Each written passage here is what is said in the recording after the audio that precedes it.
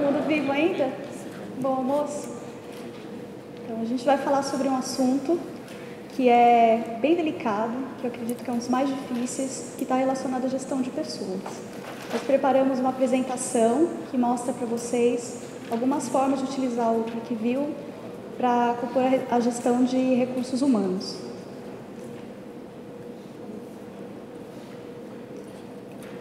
A nossa agenda, ela vai abordar diversos assuntos, porque recursos humanos é uma área bastante abrangente. Nós selecionamos alguns tópicos e ela está dividida em duas fases.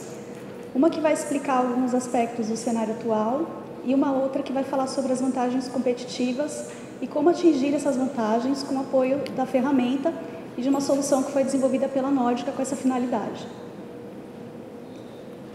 Então, começando a explicar sobre o cenário atual, nós dividimos em dois tópicos. Um que é relacionado a uma pesquisa que analisa os principais desafios até 2015. Então, os principais desafios são a gestão de talentos, a avaliação dos resultados de gestão, a gestão estratégica de pessoas, a gestão do conhecimento, integração de novas gerações e outros.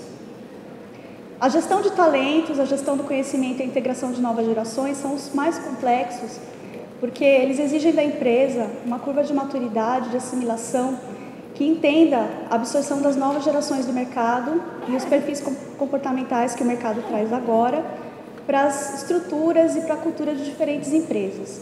Então, acho que todo mundo já ouviu falar das novas gerações, aí tem a geração Y e Z, que são pessoas que têm bastante dinamismo, que têm têm talentos, são ambiciosos, mas trocam de emprego com muita frequência, são difíceis de reter na empresa, têm uma expectativa, às vezes, um pouco acima do que a empresa tem para oferecer, em termos de desafio, e é muito complicado ter qualquer tipo de medida de resultado desses cenários com base nos relatórios dos RPs. Eles exigem uma análise um pouquinho mais detalhada. Sobre a parte dos outros, a gente tem aí a situação que acho que todo mundo deve estar passando, que são os inícios dos preparativos para o social e as dificuldades de mensurar os custos de RH. Então, vou falar um pouquinho sobre o social, porque a gente não tem como escapar desse assunto, que é uma nova exigência do governo, que vai fazer as medidas dos resultados relacionados aos dados trabalhistas, que tem que ser reportado com prazos curtos, então acho que as empresas estão começando a se preparar. E uma das dificuldades seria a gestão da mudança, porque cada empresa, cada segmento vai ter um layout diferente, tem que ter todo um preparo, né? A alteração nos processos internos e os fluxos de informações, o preparo tecnológico, as informações precisas em tempo hábil, né? Tem os prazos do fisco, então o tempo hábil seria o tempo estabelecido pelo governo.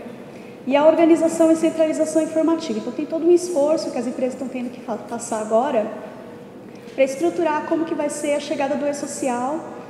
Está previsto aí para janeiro de 2015, não tendo uma data definitiva. Então, tem todo um preparo nesse sentido. E tem investimentos e adaptação das pessoas envolvidas, tem alterações de fluxos e algumas exigências relacionadas a investimento. E a gente colocou aqui uma ilustração de um caso de multa relacionada a férias. Então, no caso, uma empresa com 100 funcionários, qualquer tipo de irregularidade que ela cometer que esteja relacionada às férias, isso pode ser não ter cumprido as jornadas das pessoas que têm que tirar o primeiro, o segundo ciclo, ou algumas outras irregularidades que estão pautadas na regra do e-social, elas têm que pagar uma multa de R$ 17.026. Em caso de reincidência, essa multa passa a R$ 34.052. E a gente exemplificou ao lado que isso pode ser solucionado com um objeto muito simples, que atualiza diariamente e que expõe para as pessoas que fazem esses controles os ciclos de férias e que posição cada funcionário está posicionado. Então, essa é uma das coisas que poderia ser solucionada facilmente com o ClickView.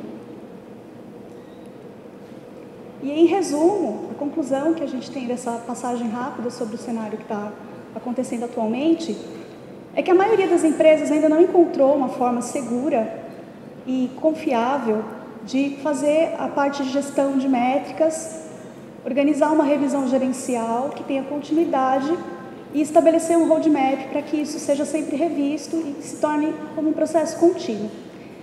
O ClickView é uma ferramenta que seria uma forte aliada nesse momento. Nós fizemos um trabalho relacionado a esse tipo de estudo e que está direcionado para a solução desses problemas. E nós gostaríamos de participar desse processo quando chegar o momento, quando eles estiverem acontecendo na empresa de vocês. E aí, em seguida, nós vamos mostrar algumas vantagens competitivas que podem ser atingidas com o apoio dessa ferramenta. A primeira vantagem competitiva seria a relacionada ao Social Accountability. Não sei se alguém aqui já participou de um processo de implantação relacionado a isso. Por muito tempo, a responsabilidade social ela foi vista como secundária pelas empresas. Mas o mercado acabou modificando sua postura e trazendo novas exigências. E foi formulada uma certificação internacional, que é a SA 8000. Geralmente as empresas implantam essa certificação juntamente com a ISO 14000 e 9000. Elas têm o mesmo modelo, então muitas acabam implantando nesse mesmo momento, por ser uma linguagem parecida. Essa norma, ela foi escrita em 97, foi reescrita em 2001, mas não tinha tanta atenção das empresas. Como ela não era obrigatória, ela passou a ser adotada com mais intensidade a partir de 2010 e vem tendo uma aceitação muito maior, de uma forma que, assim, hoje em dia, a empresa que quiser prestar serviços ou vender produtos para o mercado europeu, para o mercado americano, ou participar de qualquer tipo de negociação com a Ásia, Índia e China, se ela não tiver essa certificação, ela certamente não vai ter como fazer essa negociação, porque muitas RFPs exigem que as empresas sejam certificadas nesse sentido, e porque ela regulamenta a forma de contratação entre o fornecedor e as subcontratações de serviço. Então, ele estabelece uma relação de segurança entre as empresas e ela passa a ser uma exigência nos processos de negociação. A norma ela exige que as empresas se organizem, no sentido de providenciar uma série de revisões que as agências certificadoras revisam, e para cada empresa é uma medida, relacionadas à higiene e segurança, jornada de trabalho, práticas disciplinares, sistemas de gestão, trabalhos forçados, trabalho infantil, remuneração, discriminação e liberdade de associação e direito de negociação coletiva. O país que mais possui certificações desse tipo é a Itália, seguido da Índia, China e, em quarto lugar, o Brasil. A Índia e a China, acho que é muito fácil de entender por quê, porque eles querem participar dos processos de subcontratação dos serviços de delocação de trabalho, então eles querem oferecer os serviços deles para produzir produtos para outras empresas. E o Brasil e a Itália porque eles querem se adequar e são países que estão preocupados com a responsabilidade social. Aí, em seguida, nós ilustramos uma tela do aplicativo que permite a leitura completa do ponto eletrônico, que resolveria todas as questões relacionadas às auditorias, não só dessa norma, mas para diversos outros controles internos, que é possível medir quais são as equipes, as unidades que mais têm atraso, que mais fazem jornada de hora extra, que estão ultrapassando o limite permitido pela norma, e que facilitaria o processo de auditoria, já que a norma exige que tenha pelo menos 2 por ano, para cada empresa seria uma frequência, mas tem que ter pelo menos 2 por ano para que a certificação seja renovada e para que as empresas continuem podendo comprar e vender no mercado. Então, esse é um exemplo. Nós temos depois o aplicativo, quem quiser ver em detalhes.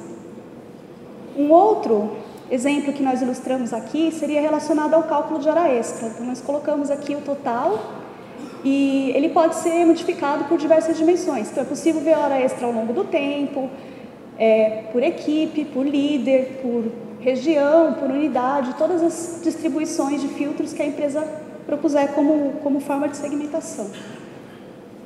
Tem mais 2 índices importantes aqui, que a parte dessa necessidade da norma são esses 2 mostradores. Um é do menor aprendiz e o outro seria relacionado à cota de deficiência. O de menor aprendiz, independente da certificação, nós sabemos que ele permite a dedução de até 20% do IR sobre o faturamento bruto, e a da cota de deficientes, ele permite uma dedução de mais 10%. Então, é interessante que a empresa saiba como estão essas cotas, para que elas sejam sempre mantidas entre os índices mínimos e máximos e que elas estejam de acordo com a exigência, também para a obtenção e renovação da certificação da responsabilidade social.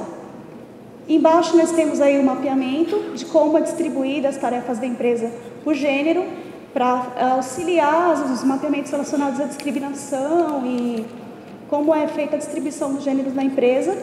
E tem alguns outros ícones que permitem que todos os cálculos feitos sejam analisados por mulher, homem e deficiente físico, e que se distribuam os tipos de deficiência, como que elas estão atuando na empresa. Todos os cálculos, mesmo os relacionados à remuneração variável, salário, podem ser vistos por esses 3 aspectos.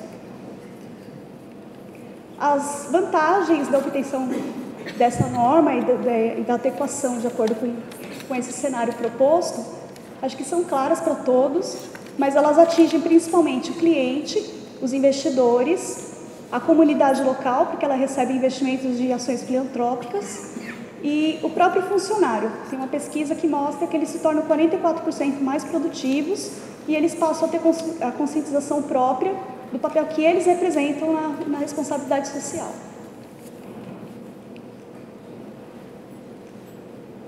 Mas o principal é que 186% dos funcionários que estão satisfeitos, eles são mais prováveis de estabelecer relações positivas e falar positivamente a respeito da empresa nas suas relações pessoais e buscar a melhora nas condições de trabalho, incluindo aumento em performance, melhores relações pessoais e confiança na transparência de gestão, resulta em um aumento na inovação dos negócios em até 300%. Isso é da pesquisa da Accountability, que é a agência certificadora dessa norma, não sei se vocês conhecem.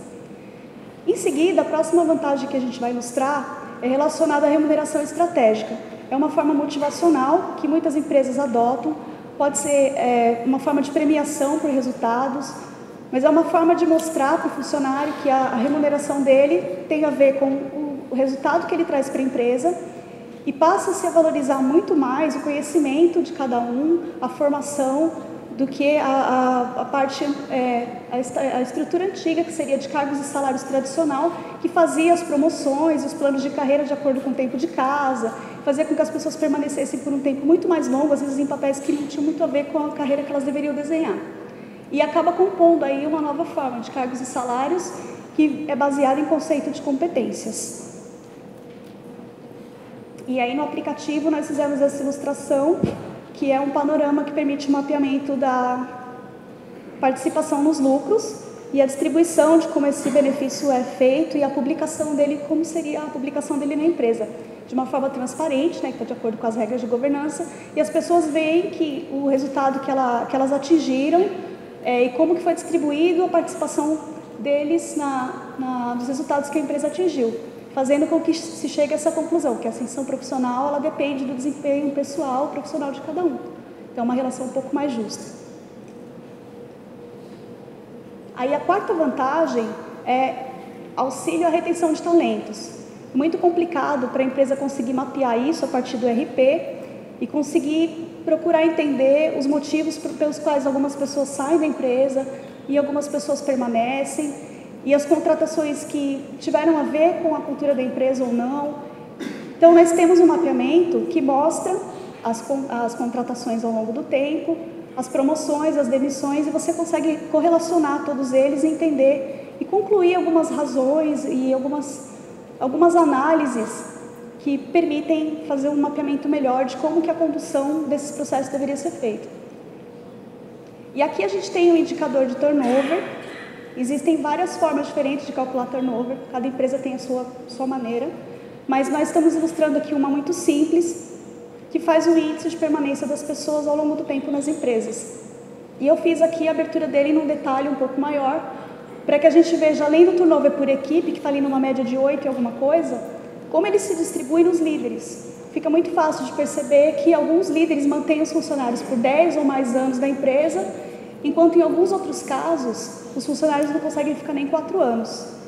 Então, é interessante que se proponha uma análise para entender por que isso acontece, se a atividade relacionada ao setor é muito complicada, se a pessoa não tem preparo, se foram contratados os perfis que não teriam, no caso, a adequação esperada, ou se está relacionado ao modelo mental mesmo do líder e se, de repente, isso precisa de um trabalho e entender por que ninguém consegue trabalhar nessa área.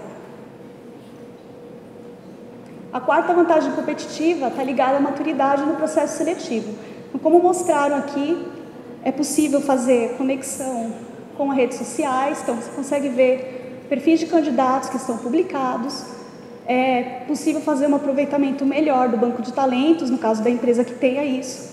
Entender internamente na empresa quem teria um perfil para ocupar uma certa vaga, para que não seja necessário abrir um processo seletivo, de repente, no mercado e buscar um outro candidato, sendo que, de repente, dentro da empresa alguém poderia acabar cumprindo ou cobrindo essa vaga. E também verificar se a vaga não pode ser aberta para deficientes. Então, fica um panorama que permite entender melhor como foram feitos os processos de recrutamento e que permitem a distribuição de vagas considerando as diferentes cotas existentes, um planejamento nas contratações, a otimização de recursos e a reestruturação organizacional de uma forma mais estratégica. Bom, acho que essa seria a última vantagem que a gente teria para exibir hoje.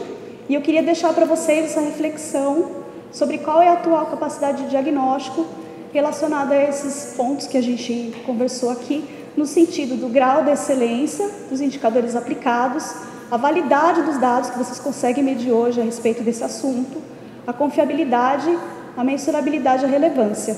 E lembrar que nós fizemos um trabalho prévio de adequação que formulou uma solução que está preparada para fazer todas essas leituras e que está disponível para o mercado.